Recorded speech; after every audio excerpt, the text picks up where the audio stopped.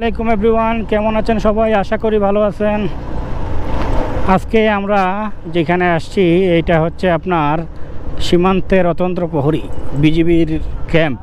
আর বিজিবির ক্যাম্প হওয়ার একটা কারণ হচ্ছে এই যে বীরশ্রেষ্ঠ হামিদুর রহমানের মনুমেন্ট দোলই চা বাগান।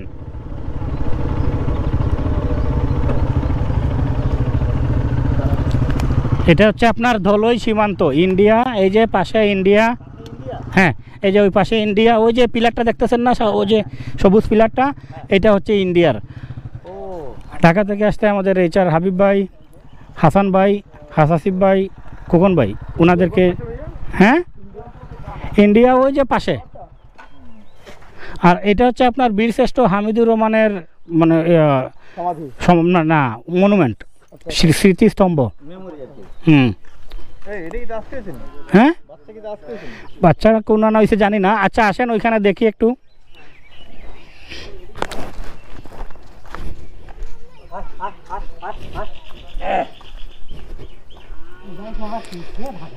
আর এই জায়গাটা হচ্ছে আপনার ধলই চা বাগান।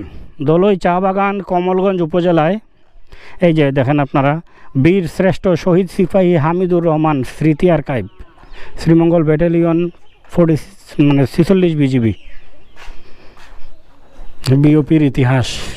এগুলা ওনারা যে যুদ্ধ করছে, এই যুদ্ধের ছবি, বীরশ্রেষ্ঠ শহীদ হামিদুর রহমান। আর এই হচ্ছে ওনার মনুমেন্ট।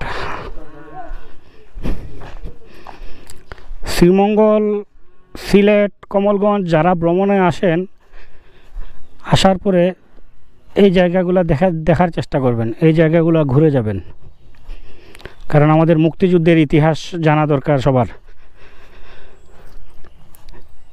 আর পর্যটক হিসাবে আসলেও মোটামুটি উপভোগ করতে পারবেন জায়গাটা, কারণ অনেক সুন্দর জায়গা।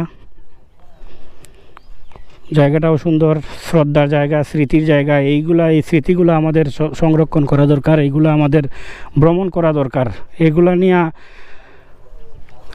দেশে জানানো দরকার সবাইরে।